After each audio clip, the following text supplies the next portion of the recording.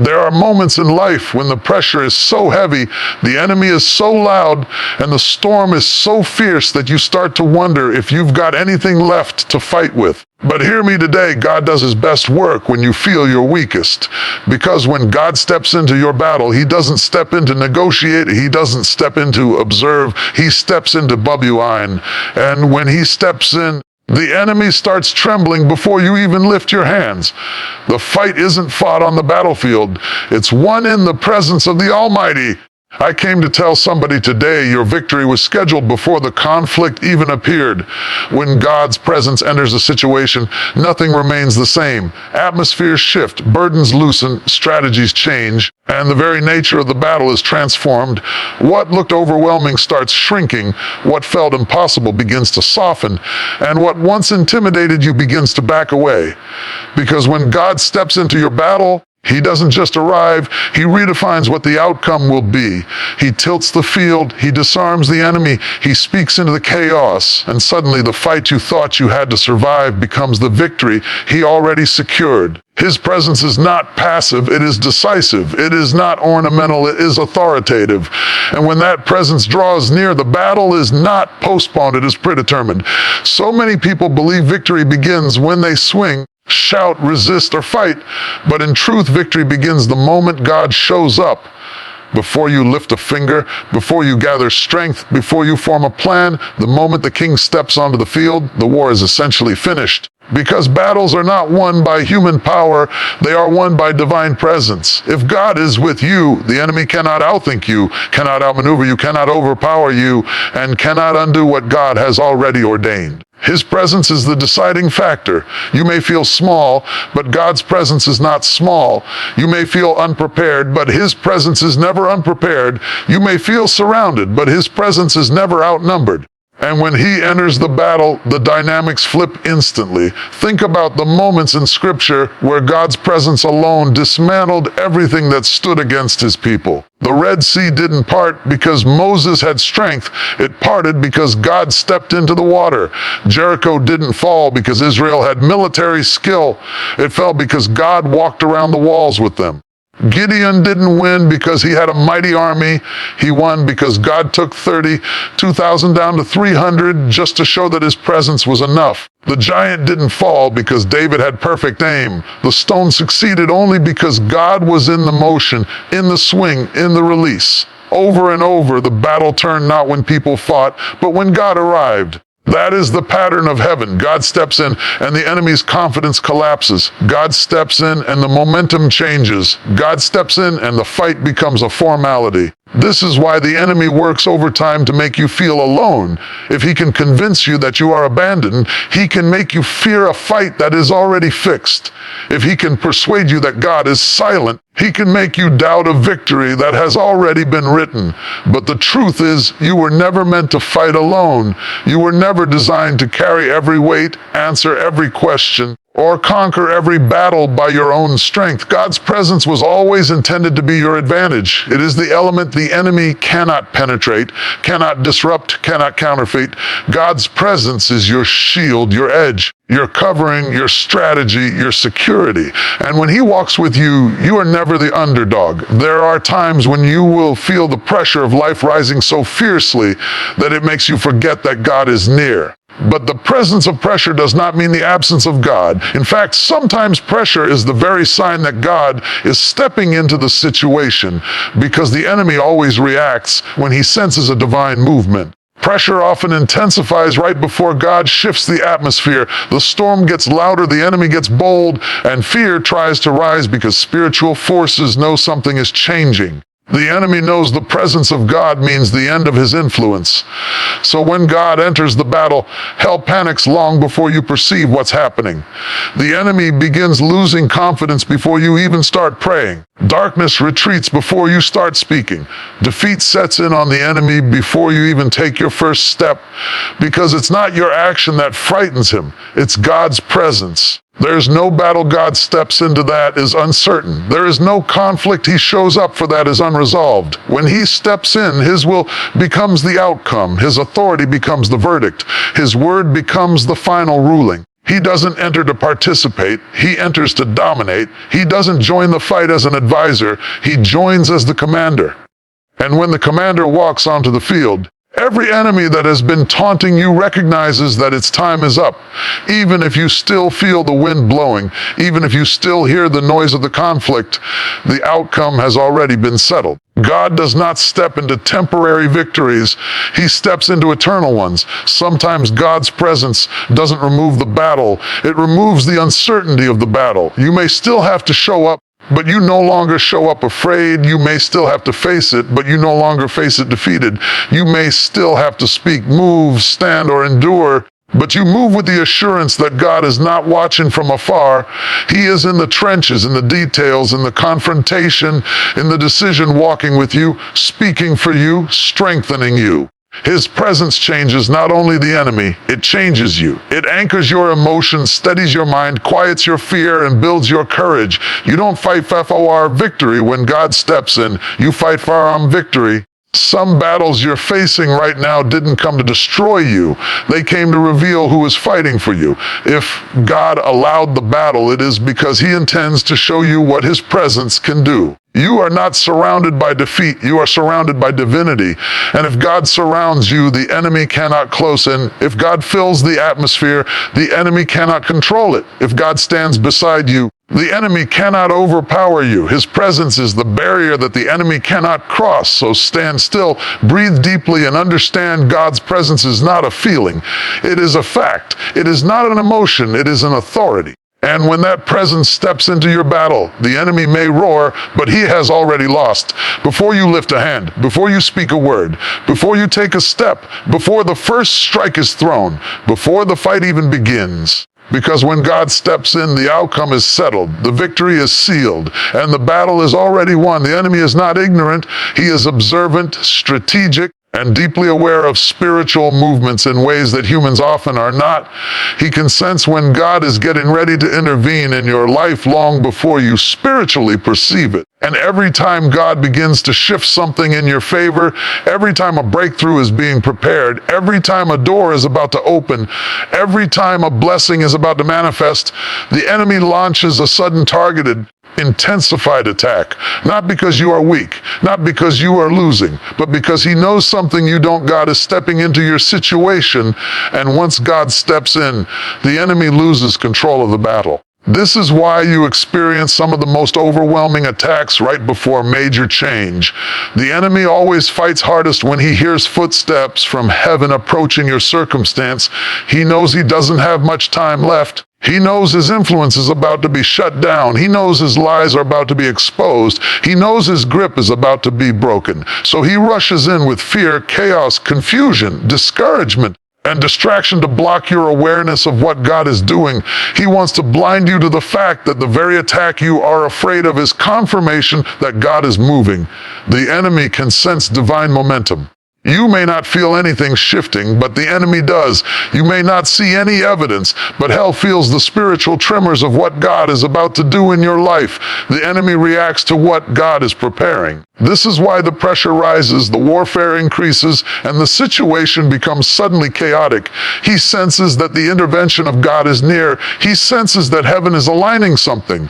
He senses that your season is turning. And because he cannot stop God from stepping in, he tries to stop you from holding on. That's the enemy's strategy.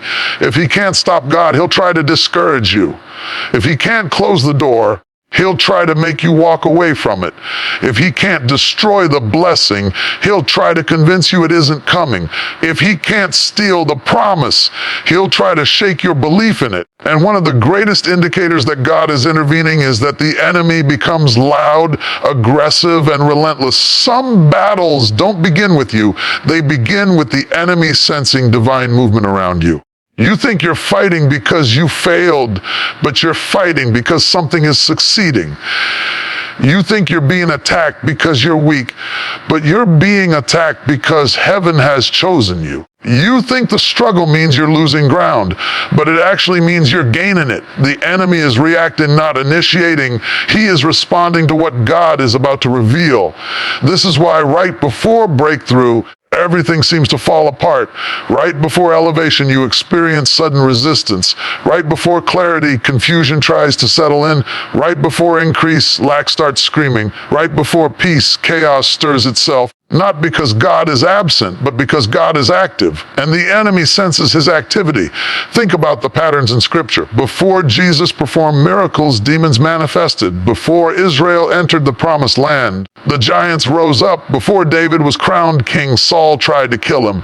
Before Jesus was born, Herod tried to destroy every male child. Before Moses delivered Israel, Pharaoh increased their burden. Wars always intensify when heaven draws near. Every time God is about to release something significant, the enemy becomes desperate.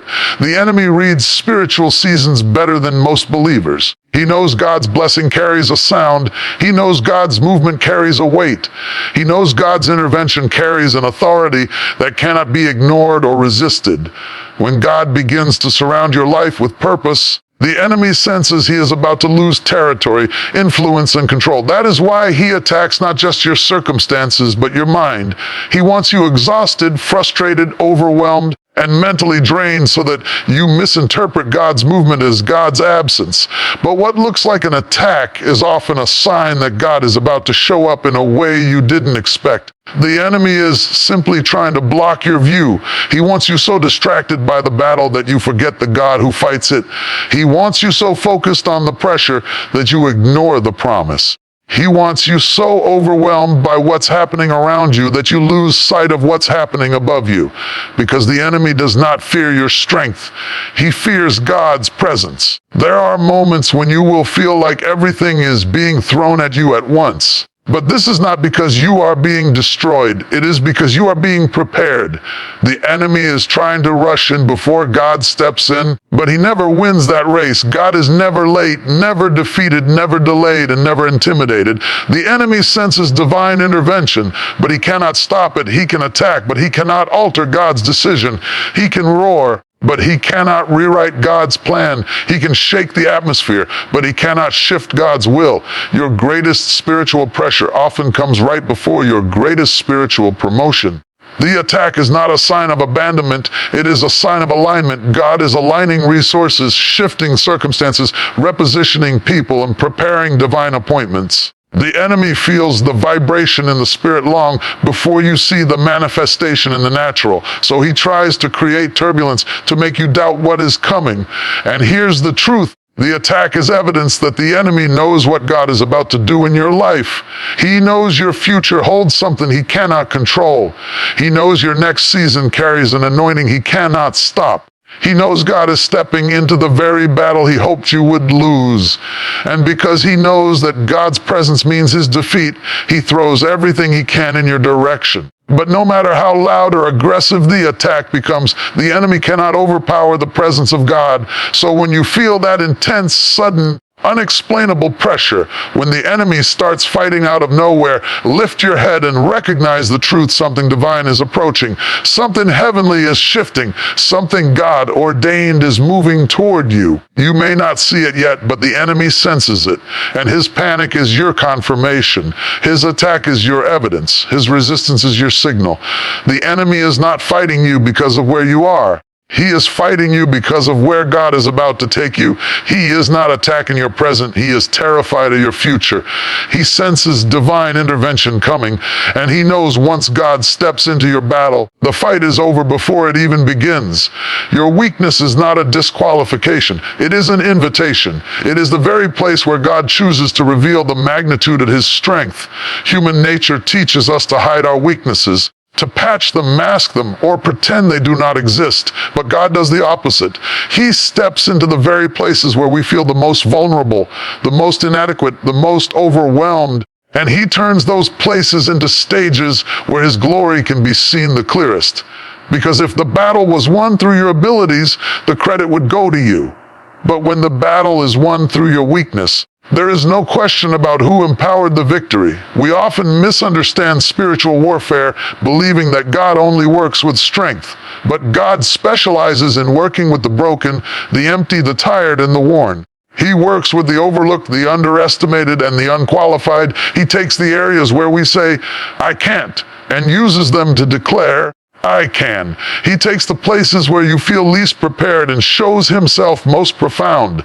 Weakness is not a limitation.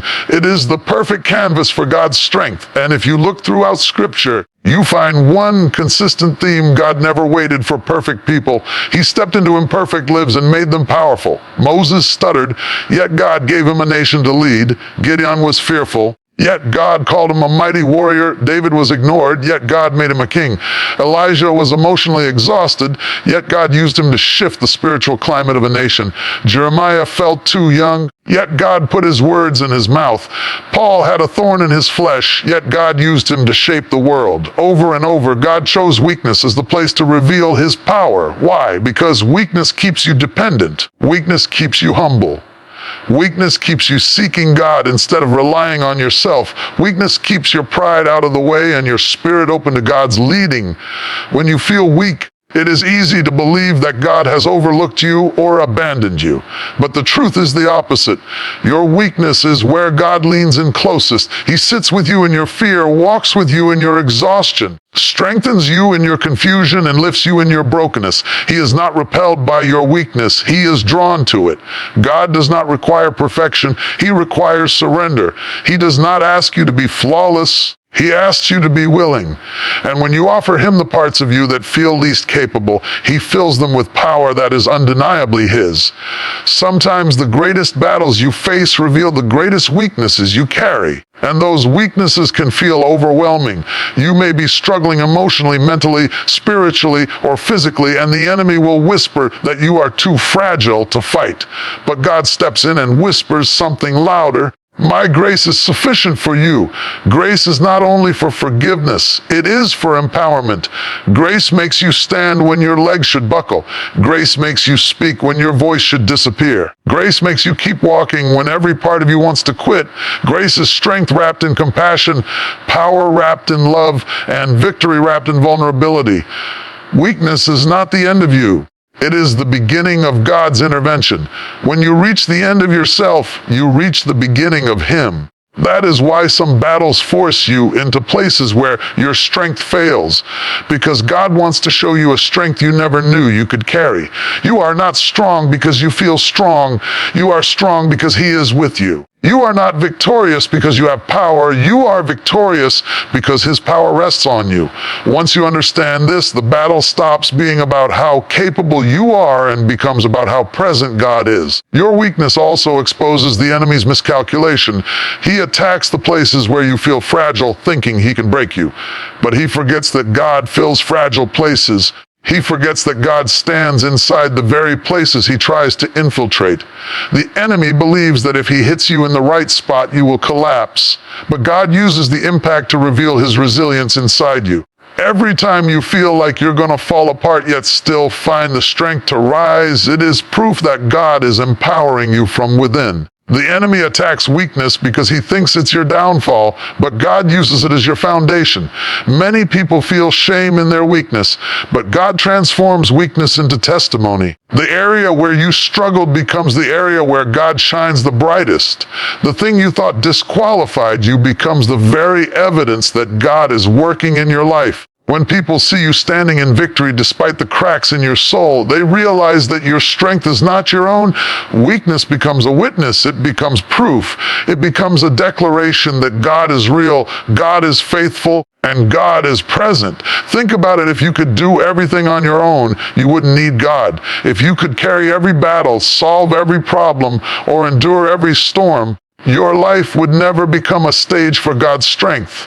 But when your heart is trembling, when your voice is shaking, when your hands feel weak, and you rise anyway, heaven gets the glory. Your weakness becomes the announcement of God's presence. Sometimes God allows you to feel weak not to break you, but to break your dependence on yourself. We all reach points where our strength is not enough. And God does not want you to drown trying to be your own savior. He wants you to recognize that the battle is not yours, it belongs to him. Your weakness makes room for his intervention. When you say, I can't, you create space for God to say, I will. When you say, it's too much, you create space for God to say, nothing is too hard for me. When you say, I'm not enough, God responds, I am more than enough.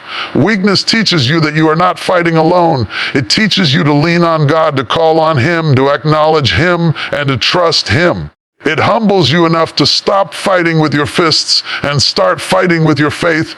It reminds you that victory does not come from being the strongest warrior. It comes from being the most surrendered vessel. God does not empower arrogance. He empowers humility, and nothing humbles the heart like weakness. You are not defined by your weakness. You are defined by the God who enters your weakness. You are not limited by your frailty. You are lifted by His strength. You are not measured by what you cannot do. You are empowered by what He can do. Your weakness is not a curse. It is a platform for God's greatness. It is the place where heaven meets earth, where your inability meets His capability, where your insufficiency meets His abundance. So don't hide your weakness. Don't let shame silence you. Don't let fear convince you that your weakness disqualifies you. Hold your weakness up to God and watch Him turn it into strength. Because when God steps into your weakness, the enemy loses his advantage.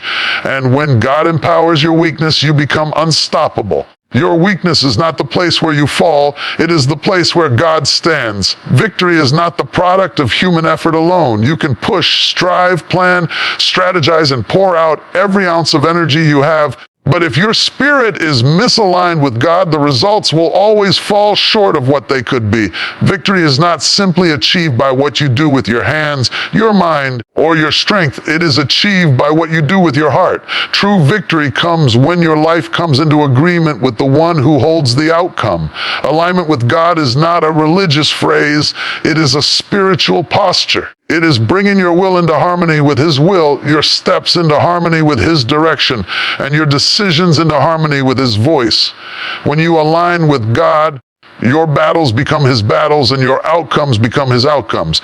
There are people who work tirelessly, fight relentlessly, and push endlessly, yet they keep hitting invisible walls, not because they lack talent or effort, but because they are striving outside of divine alignment.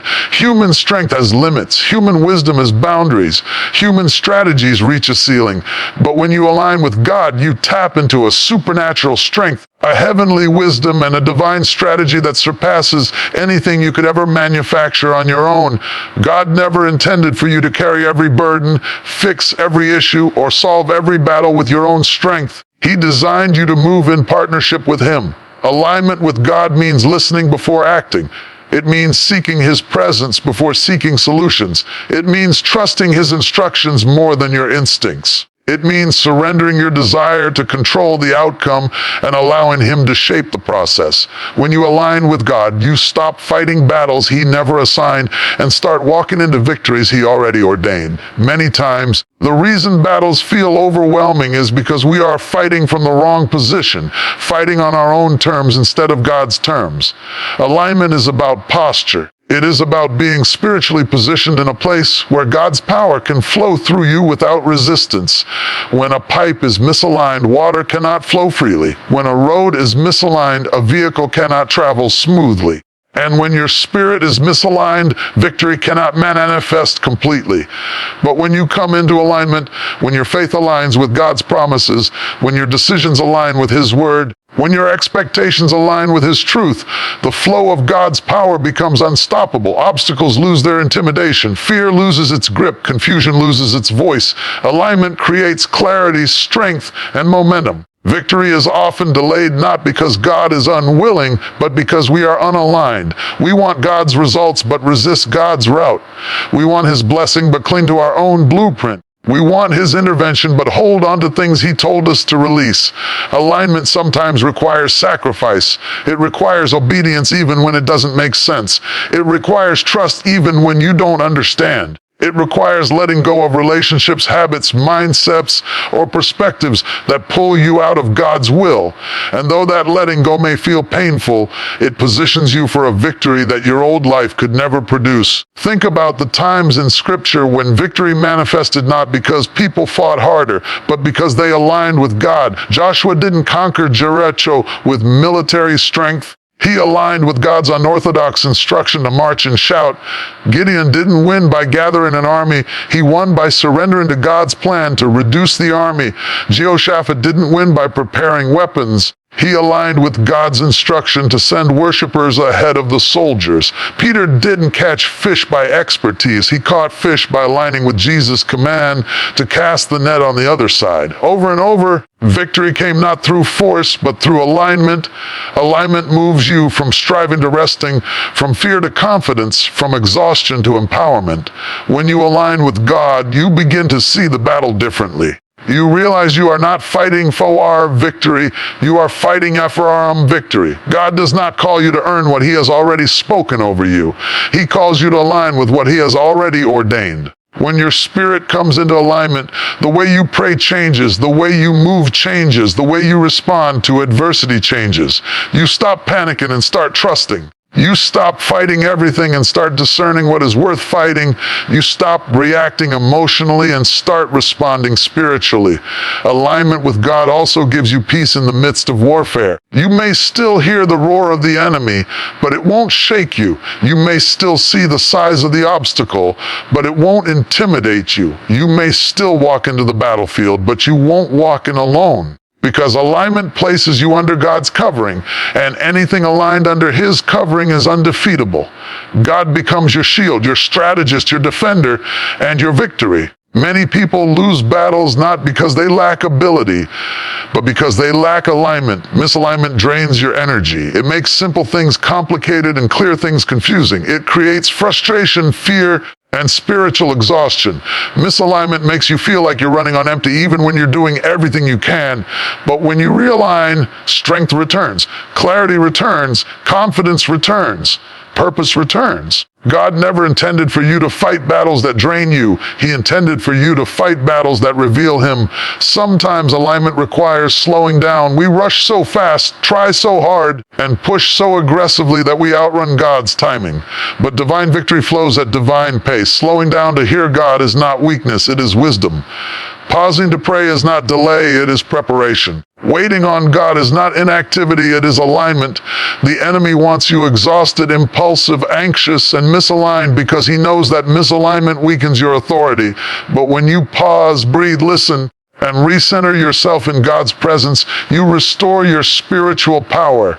The truth is, God can do more through your alignment than you can do through your effort. A single moment alignment can accomplish what years of striving could not. One act of obedience can open doors that tears, stress, and labor could never unlock. One surrendered prayer can break chains effort could not. The battle is not won by how hard you push. It is won by how deeply you align. When you align with God, you start walking in synchronized power. His voice becomes your guide. His strength becomes your source. His timing becomes your rhythm, and His victory becomes your identity. You don't just fight, you flow. You don't just endure, you overcome. You don't just survive, you rise. Because alignment positions you under the authority of the one who has never lost a battle. Victory is not about being strong enough. It is about being aligned enough. It is about trusting that God knows the route, the strategy, the timing, and the outcome. It is about resting in the truth that when you align with Him, the battle is no longer yours, it is His. And when the battle belongs to the Lord, no enemy, no force, no weapon, no attack, and no scheme can stand against it. Victory comes when you stop fighting alone and start moving with God. When your spirit aligns with His will, your feet align with His path, and your faith aligns with His word, you will discover a truth that will carry you through every battle. Alignment with God is the secret weapon that turns every fight into a foregone conclusion. When God steps into a situation, He does more than rescue you. He transforms the very thing that was designed to break you into something that builds you. The enemy's intention is always destruction, but God has a supernatural ability to repurpose pain, redirect attacks, and reverse outcomes. What was meant to crush you becomes the place where you grow. What was meant to silence you becomes the source of your voice. What was meant to shame you becomes the testimony that strengthens others. God never wastes a battle. He never wastes a struggle. He never wastes a tear. Everything the enemy sends to weaken you becomes raw material in God's hands to shape, elevate, mature, and empower you. We often view battles as interruptions, moments that derail our plans, disrupt our peace, and drain our strength. But God sees battles as classrooms. He uses them to teach you who you are, what you carry, and who He is. You don't learn endurance on the mountaintop. You learn it in the valley. You don't learn faith when everything is stable. You learn it when everything is shaking. You don't learn trust when life is easy. You learn it when life becomes unpredictable. And you don't discover your real strength until you've walked through moments that should have broken you. When God steps into your battle, the weapon the enemy forms starts working against him. The very attack becomes the training ground for your elevation. Some of the greatest shifts in your life will come from the battles you didn't want to fight, the battles that left you crying at night, the battles that made you question your worth, the battles that made you wonder if God heard you at all. But even in those moments, God was doing something beneath the surface that you couldn't see yet. He was strengthening your spirit, deepening your discernment, sharpening your faith, and shaping your endurance. The enemy hoped the battle would weaken your belief, but instead it deepened your roots. You can look back now at situations that once terrified you and see how God used them to grow you. You see how they built resilience. You see how they developed courage. You see how they expanded your understanding of God. You see how they shaped your identity. The battle you cried through produced the strength you walk in now. The enemy counted on your collapse, but God built your capacity. That's why you're stronger than you used to be. That's why storms don't shake you like they once did. That's why the enemy can't intimidate you with the tactics he used years ago. That's why your faith has depth, your voice has authority, and your spirit has endurance. Because what was meant to break you developed you instead. When God steps into your battle, He does not just stop the enemy, He flips the narrative. The thing you thought was the worst thing becomes the thing that produces the best version of you. Joseph's brothers sold him, but God used betrayal to position him in a palace. David was hunted by Saul, but God used persecution to refine him into a king. Daniel was thrown into a den, but God used danger to reveal His power to a nation.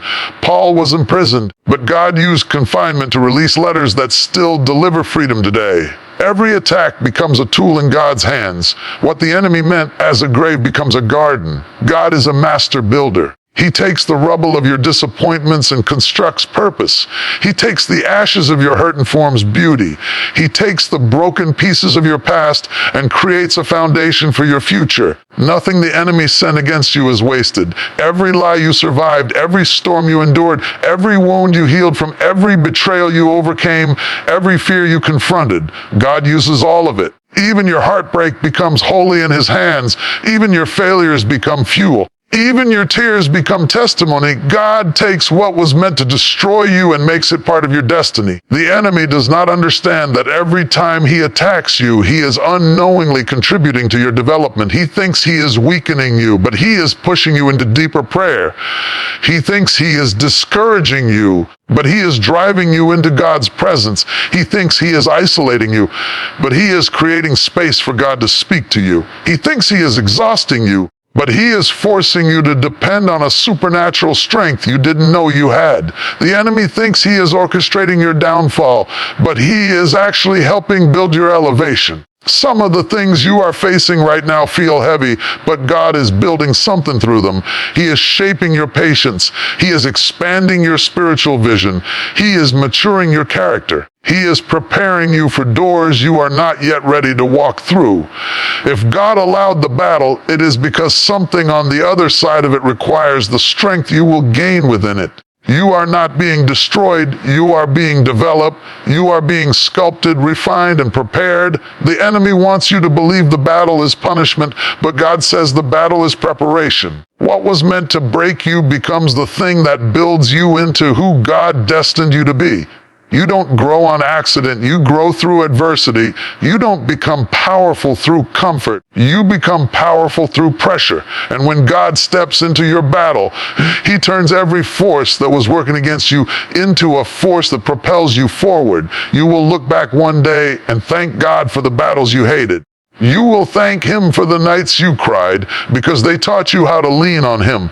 You will thank Him for the people who left because their absence made room for divine alignment. You will thank him for the doors that closed because they redirected you to better ones. You will thank him for the storms that shook you because they revealed the foundation beneath you. What was meant to break you actually built the version of you that can handle where God is taking you next.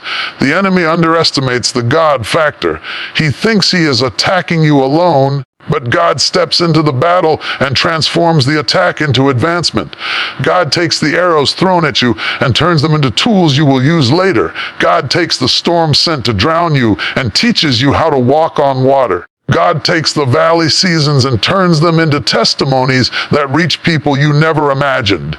The enemy thinks he is destroying you, but he is strengthening your ministry, amplifying your faith, and expanding your authority. The truth is, the enemy cannot stop what God is building. He can attack it, delay it, or fight it, but he cannot undo it. Once God steps into the battle, the outcome shifts, the purpose deepens, the strength solidifies, and the very weapon the enemy formed becomes the testimony that exposes his defeat. So stand tall in your battles, not because they aren't hard, but because God is in them. Stand firm, not because you feel strong, but because he is strong in you. Stand confident, not because the enemy is small, but because your God is bigger. And remember this: every battle that was meant to break you is becoming the very thing God uses to build you into the person you were destined to become. When you step back and look at everything God has brought you through, everything he has carried you over, every battlefield where you walked in trembling and walked out triumphing, you begin to understand something deep: you were never fighting alone. The enemy wasn't afraid of your strength, your intelligence, your strategy, or your resources.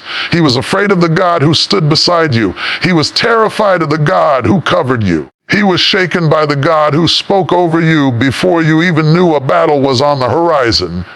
And that is why some of the things that were designed to break you never did. That is why the arrows that were launched against your mind never hit their mark. That is why the obstacles that were meant to bury you ended up building you. Because every time the enemy stepped forward, God stepped in. And when God steps in, the atmosphere changes, the battlefield shifts, the outcome rearranges itself to align with his will. The enemy loses ground not because you are mighty, but because he is unstoppable. Victory does not come from your hands, it flows from his. So as you stand today at the edge of whatever battle still lies ahead, whether it's a battle in your family, in your health, in your finances, in your purpose, or in your emotions, I want you to remember one thing: with everything inside you, the presence of God is your victory. Not your preparation, not your power, not your perfect performance. His presence. That is the force that makes demons flee. That is the authority that silences storms. That is the shield that covers you when the enemy surrounds you from every side. There is no battle too big, no mountain too tall, and no problem too complex when the one who holds heaven and earth walks onto the field with you. And maybe you feel unqualified. Maybe you feel overwhelmed. Maybe you feel like you don't even deserve the victory. But God never asked you to deserve it. He asked you to believe him. He asked you to trust that when he steps in, everything has to bow. Fear has to bow. Doubt has to bow. Shame has to bow. Trauma has to bow. Generational patterns have to bow. Every stronghold that thought it had you forever has to loosen its grip, because the king has entered the battlefield and the king never loses. So lift your head, straighten your back, square your shoulders. You are not walking into a battle. You are walking into a victory that has already been declared. You are not stepping into uncertainty. You are stepping into a divine outcome that heaven has already written. You are not fighting for victory. You are fighting from victory. The enemy wants you to think the struggle is the story, but the struggle is just the setup. The real story is the God who shows up, the God who stands strong, the God who speaks light into darkness and peace into chaos, the God who finishes what he starts. This is your moment to stop trembling and start trusting, to stop fearing and start standing, to stop believing the lies of the enemy and start believing the promises of God. Because when God steps into your battle, the enemy loses before the fight begins. Not after, not halfway through, before the first punch, before the first tear, before the first wave of fear. before the first sign of struggle. The outcome was settled long before the conflict appeared. So walk in that, declare that, live that. And the next time you face a giant, don't look at the size of the giant. Look at the size of the God standing behind you. The next time the enemy whispers defeat, speak back victory. The next time life tries to shake you, remind yourself that heaven is holding you. Victory is not coming. It is already yours, because when God steps into your battle, the enemy loses before the fight begins.